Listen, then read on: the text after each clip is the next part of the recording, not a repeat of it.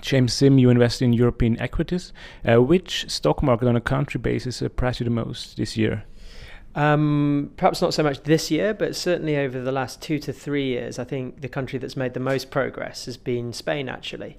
Obviously, people were very negative on it in 2012.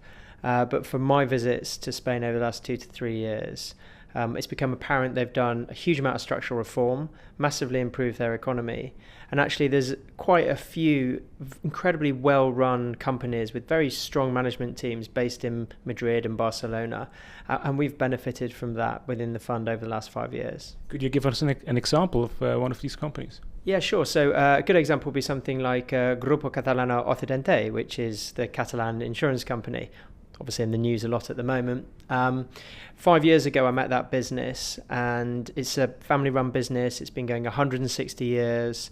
It's perhaps not the sort of business people think of when they think of the Spanish market, very conservatively run.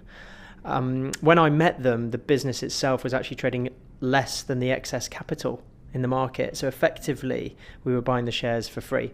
So that was a great investment opportunity. And it's in a very niche little market, which is very profitable, which is credit insurance.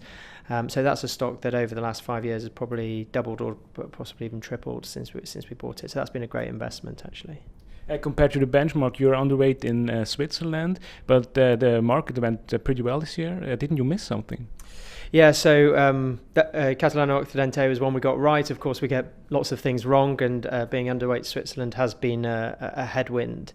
For me, it's not so much about the country, actually. It's more about the bottom-up investment ideas. And when I go to Switzerland and I try and find some interesting investment opportunities, I'm afraid I come back looking at a lot of these stocks. Nestle would be a good example, and thinking actually they're really very expensive. And I think part of that, of course, has been the negative rates in Switzerland and the monetary policy that the Swiss government's followed, which has brought down the cost of capital. And you've got a lot of very well-run companies in Switzerland, but of course they look a little bit like bonds, some of them. So they get that halo effect from a lower cost of capital. So that's why I've been underweight Switzerland. We continue to think inflation's going to come back. So the fund is positioned to benefit from inflation coming back and interest rates going up. And that's what's led me away from Switzerland. But as you rightly point out, I'm afraid this year it's been a bit of a headwind for investors in my fund. But did you own Swiss stocks? Which ones? Yeah, so where we find value, we will take a position, of course. And as you mentioned, we're trying to be benefiting from inflation and higher rates. So that naturally leads us towards financials. So in Switzerland, the ones we've taken a position on are Zurich. They've got a new CEO in there, Mario Greco, Italian chap, perhaps a little bit more dynamic than the historic management team. Obviously, there's some very sad news that over the years with that management team. But Mario Greco's come in. He's sort of, I think, reinvigorating the business. And the key thing for me is it's still yielding 6%. And that dividend to me looks sustainable and possibly can even grow. The other one we've taken a position in is Swiss Re. For many years, 5 or 6 years, pricing in the reinsurance market has been under pressure. Part of this has been a function of these very low rates, so people have been looking for returns wherever they can get them. And so Swiss Re suffered there. With the recent hurricanes in America, we're hearing that pricing may be stabilizing and in fact may even be increasing.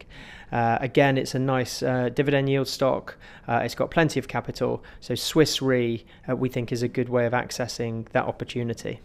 You just mentioned two financials. Do you own other financial companies? What's the investment case? Do you expect raising rates? What are other reasons for financials? Yeah, so absolutely. Higher rates, higher inflation. Sometimes with stocks that are very cheap, you almost don't know what the catalyst is going to be.